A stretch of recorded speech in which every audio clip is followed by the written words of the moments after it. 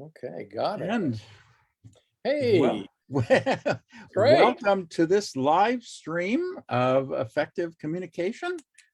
I'm Arnie Buss. I'm a published author. I'm a workshop leader, bon vivant, and Altogether good-looking man. all of them. And I'm really pleased to welcome Lee Garland today, who is also a published author. He's a coach, he's a mentor, a facilitator, a musician, an amazing all-around guy, and the co-author with yours truly with the best-selling book Here Here: Effective Communication Engaging with Your Aware Loving Heart. Wow, that's like a double punch. Way to go, Arnie. And this is my wonderful co-author, Arnie Buss, who has spent many a year learning this concept of effective communication, the way that he and I teach it together. It's just a blessing to be able to work with you, Arnie, and to, be doing this journey. It took us 2 years to write that book. It did. Yeah. It was some concerted effort. And the feedback that we constantly get on the book is just how great it is to have all this information about an entirely different approach to communication. Arnie's talking about this being called live effective communication live. And I think that the words effective communication kind of water down what it is that we teach and what it is that we do. One of the big elements that we talk about is tracking. So we were kind of thinking today that we might just show you some of that. And Arnie, you'll just track me. I can be a guinea pig as good as the next guy. Or you could track me. We can track each other. There it is. And the beauty of tracking is that, I mean, one of the questions that I sometimes get asked is, when should I track? Should I track all the time? Or are there some times when it's more effective to track or less effective to track? And actually, recently we broke down some of the situations in which tracking is most effective. And those include basically any time you hear somebody express an emotion, and it can be a positive emotion, and often it's kind of a painful emotion. Anytime that you feel any kind of energy coming at you, then that's a fantastic opportunity to track. Because usually we either get defensive, or we counterattack, or we do all kinds of other things that tend to not be great for the relationship. Now, kind of coming at somebody, criticizing you, that's not great for the relationship either. And I can't think of a relationship in which that hasn't happened. Got a news flash. These things happen. Right. And the question is, are they deadly for the relationship, or can you use it as an opportunity to actually improve the relationship? Absolutely. I think it's really a good thing to know that question of when to track and when not to track. If I'm, maybe for the worldwide audience, it might be helpful for us to just explain tracking a little bit. And one of the most important first steps of tracking, one of the things you said, Arnie, a minute ago, is this idea of reacting. That when I'm reacting, well, let's look at that word. I'm reacting. So at some point I acted, now I'm reacting. So it's my history that's involved. You say the sky is blue, simple enough. And for some reason that keys me off in some way. And I say, well, it's gray today. Yeah. And if you take that, it's very easy for you to take that personally. So let's just take that example for a second. And if I because when we make these things up, they're all based in fact. So they're all based in truth. So if I kind of get, I'm kind of, nitpickety about it. And I say, well, no, look at the sky behind you is kind of pink. So that's what you're seeing right now. Now, he didn't react, did he? He did something called tracking. He's not necessarily saying that his reality of the sky being blue is wrong. and he's validating my reality that the sky is pink. So it's no sweat off his nose. It's like, fine, you can validate as much as you want. So we'll go back to the example. Yeah, I'm seeing a lot of pink there. I don't know where you got the blue idea. So there's something about hearing the sky's blue that might be troubling you. Well, that's pink. I mean, look at it. You can see it right there. So then for you, it's absolutely clear that it's pink. Well, No it is question. pink. It's not for me. It is pink. So And you there's need no to doubt realize, about it whatsoever. absolutely right. Yeah. Now, see, at this point now, even though I've been kind of a pain in the tuchus, Arnie's, look at him. He's relaxed. It's no big deal. It's like I got some sort of reaction going on about needing to make sure that everyone knows that the sky is pink. And that's like a big deal for me. And one of the things that we write in the book is problems are normal. This may come as news to many people, and problems are normal. And the problem is usually not the problem. Yeah. Exactly. I mean, if your partner is complaining that you haven't taken the garbage out, Yeah, yes, there's a problem, and guess what? It's not about the garbage. right. Nice. The Nice. garbage has nothing to do with it. Well, I mean, maybe a little, but what Right. is really bothering is that, they're having some kind of reaction or some kind of feeling associated with that reaction. Maybe they're feeling disrespected, they're feeling unheard, they feel that, that they don't matter, that nothing they say makes any kind of difference. Or it may be any of those. And the beauty of tracking is that can help you identify what that feeling is. Right. And, right. And when you can get to the bottom of what that feeling is, then it does several things. One is it may help, in my case, it may help me realize that the importance of, following the requests of my partner and keeping my word about things. And maybe making sure that she feels that she's valued and special, because little things like this can really give you like a million paper cuts in the relationship. Nicely put. Yeah, the whole paper cut concept, particularly if you're in a longer term relationship.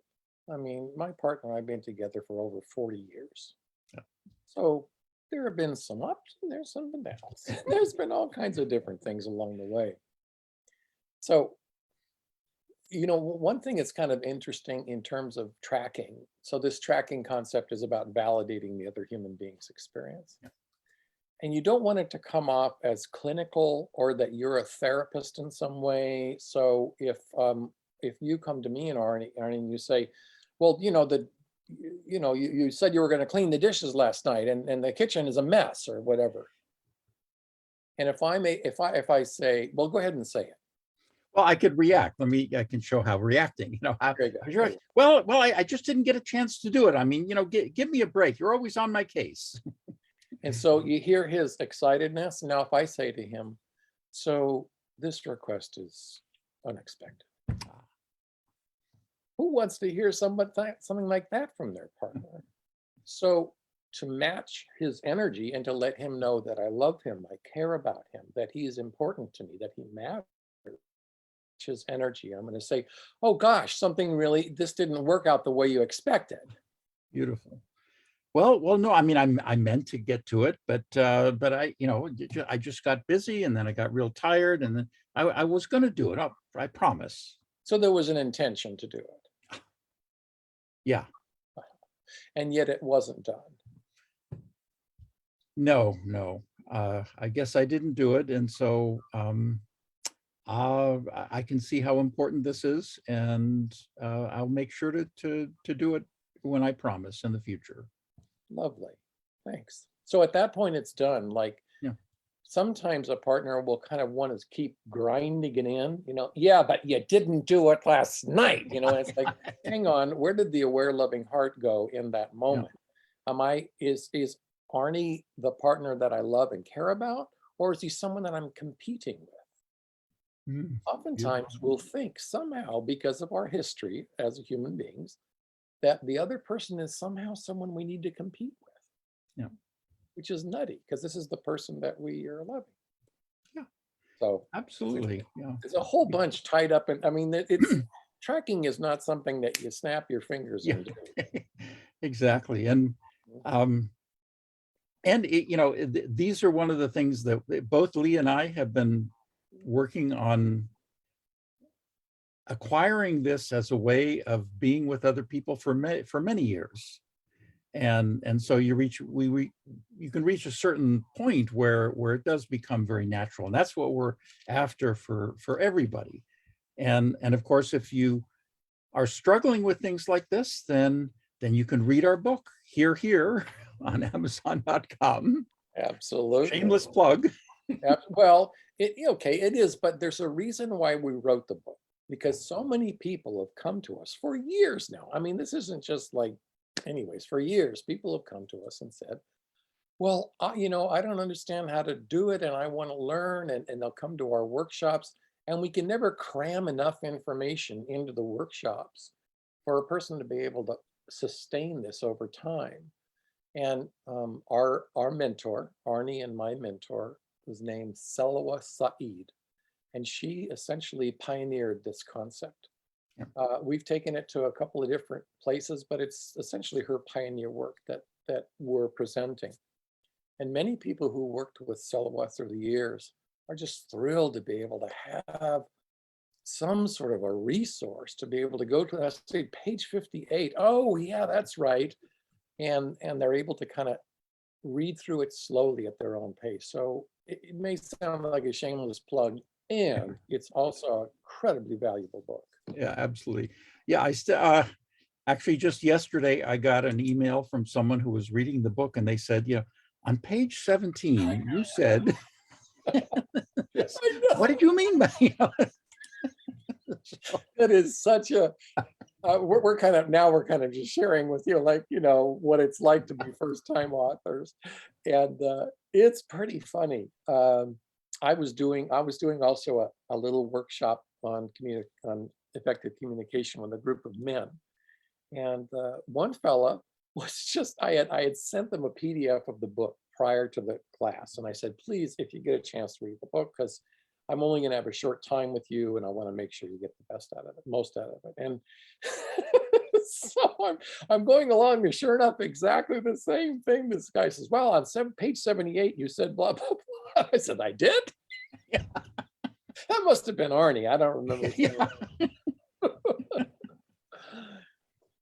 So yeah, and now speaking of workshops, we do have a workshop coming up. It will be, thanks to the pandemic, unlike our live workshops that we used to do, we're going to be doing it over Zoom still. Yeah. Hopefully, when all this settles down, we'll go back to live, but it will be on Zoom. It will be the weekend of May 14th, and you can get more information about that in the link below. Hey, Yeah. right, hereherebook.com is And how, information about that will also be in the link below. which I built that website, so you better like it. Yeah. Because I'm not a website builder. So you want to be assured that the website will be appreciated. He's tracking me. I do. And actually, let's go ahead. It's interesting. So let's go ahead and track that, because I noticed right away, if I really just take a minute and Mhm. slow it down, that there is some energy in that for me. Mm. There's some, it's like, yeah, I want to know that I took all that time to build that thing. Mm. I took a lot of learning time, and I want to know that someone is listening to it Yeah. or seeing it. So, I mean, after all that effort and sweat that you put into it, you want to make sure that it's seen and appreciated. Yeah, I sure do. Yeah, I can just feel my heart sinking about all the different times in my life that I was not appreciated. Oh.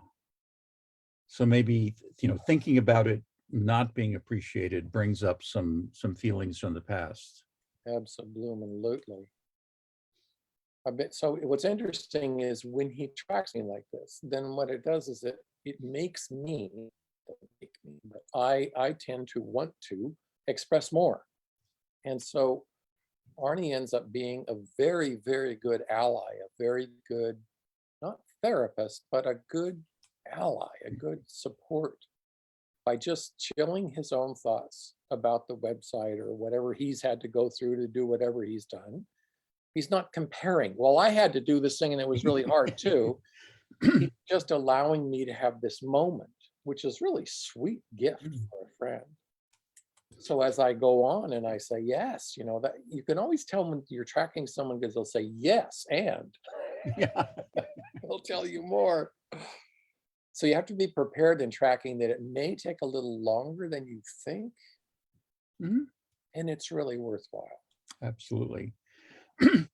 And yeah, that's a great point. And sometimes I get a little bit of pushback from people who are learning this. They're saying, it's going to take so long, and the other person's going to go on forever and ever, and it's never going to end.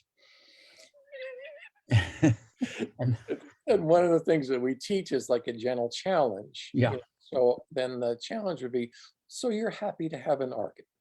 yeah.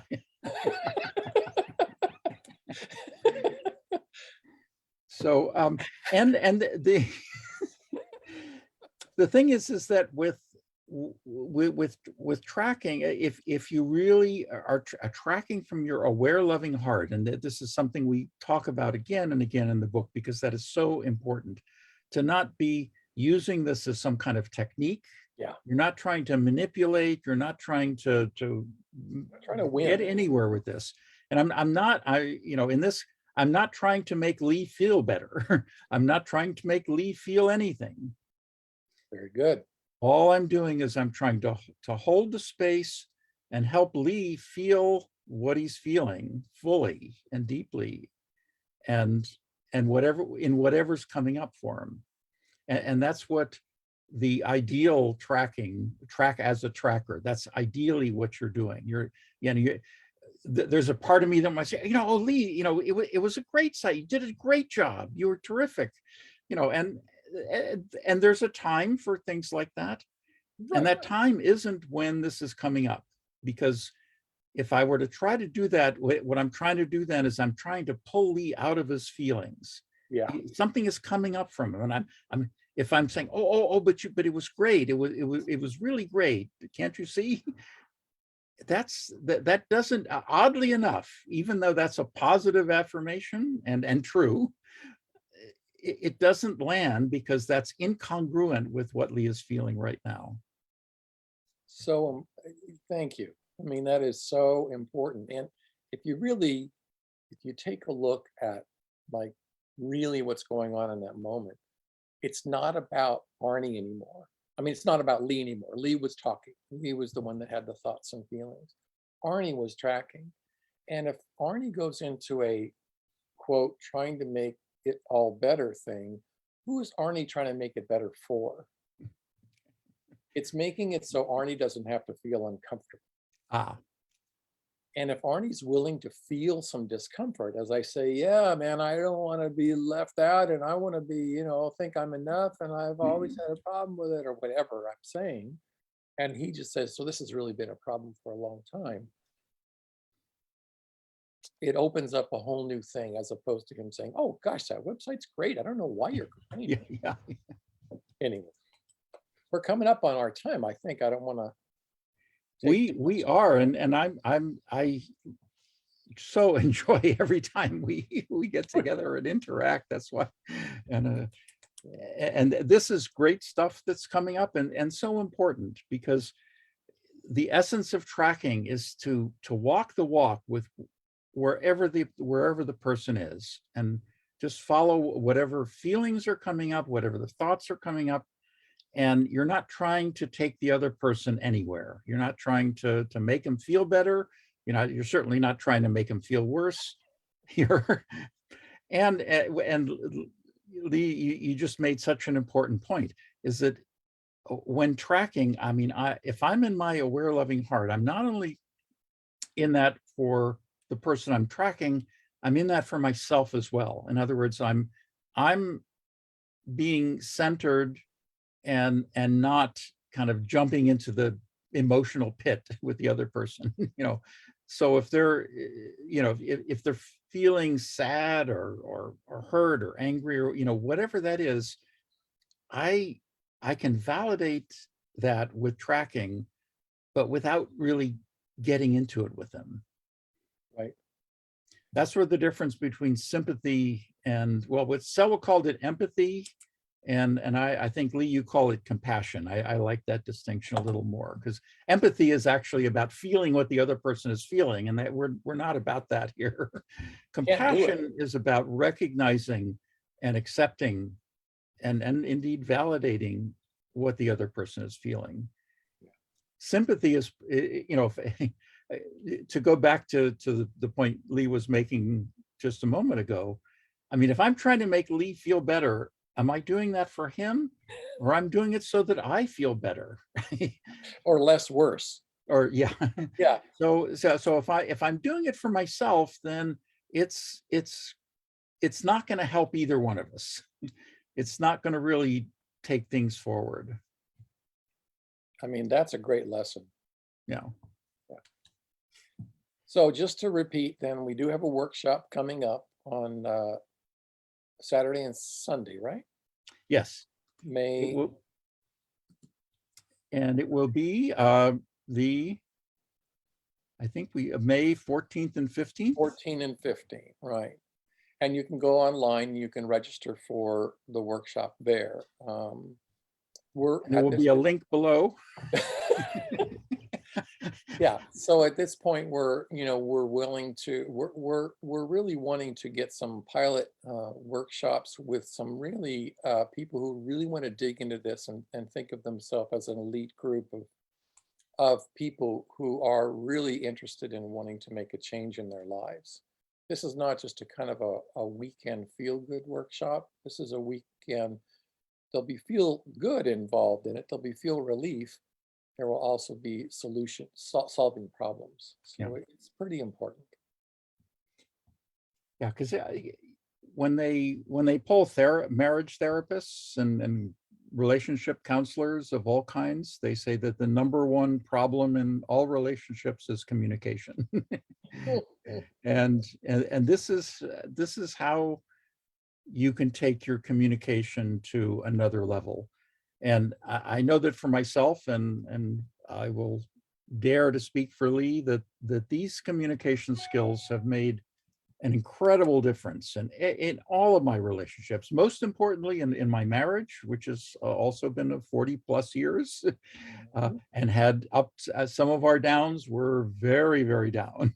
I might have shared some of that. In fact, when my wife dragged me to Selwa's first workshop, which I never would have taken on my own, but she said, we need to do this. I mean, at the time we had actually filed for divorce.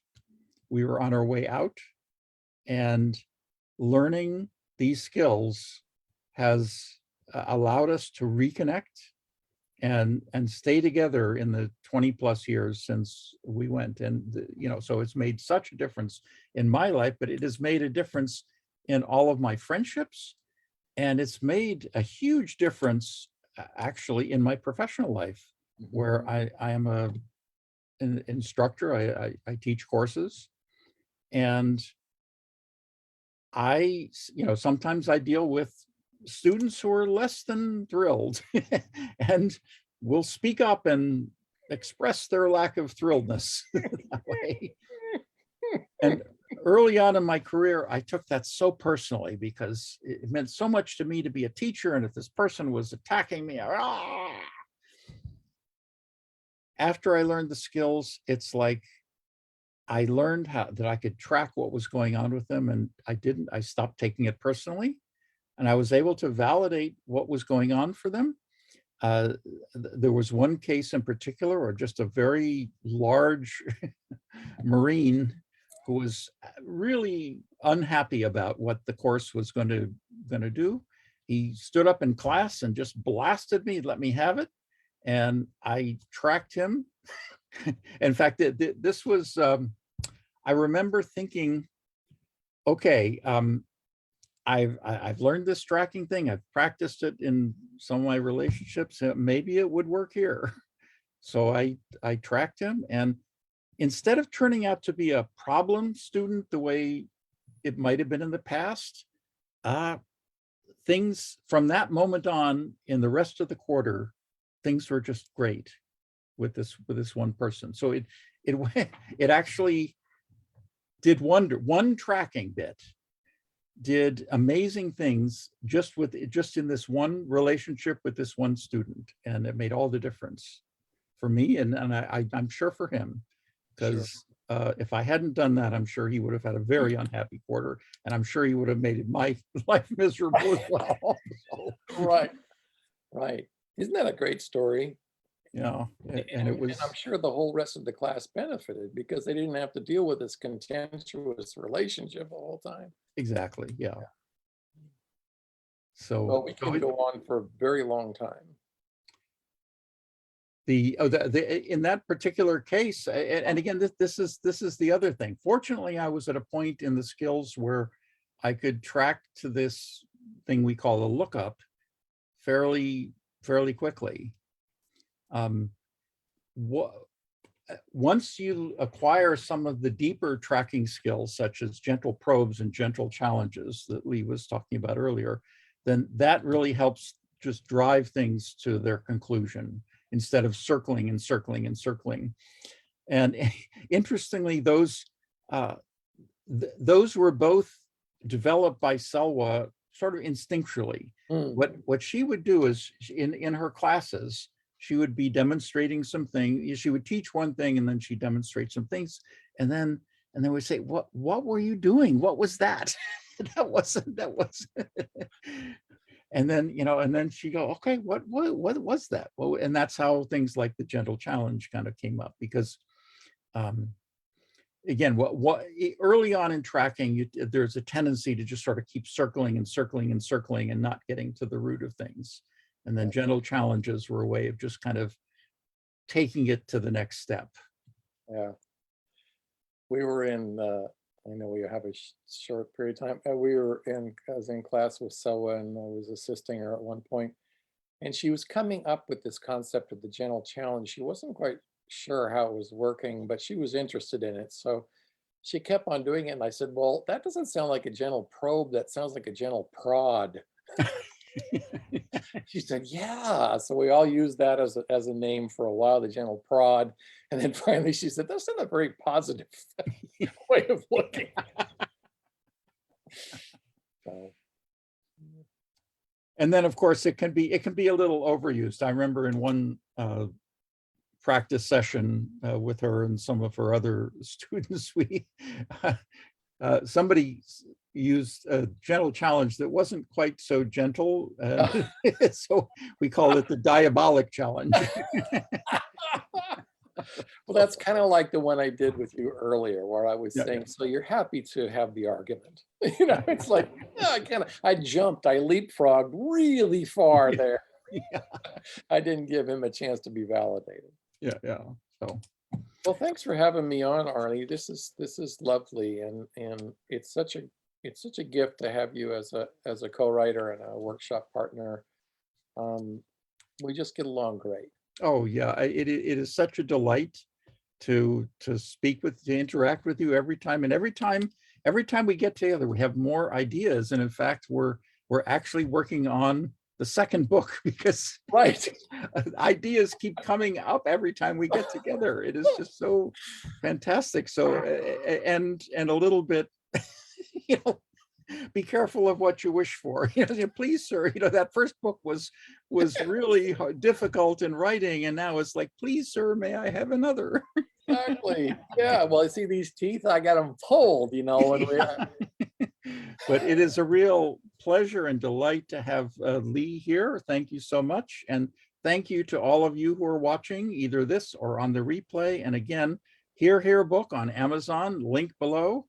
Our workshop, May 14th and 15th. You can register at the link below, and we hope to see you all there. Thanks, Arnie.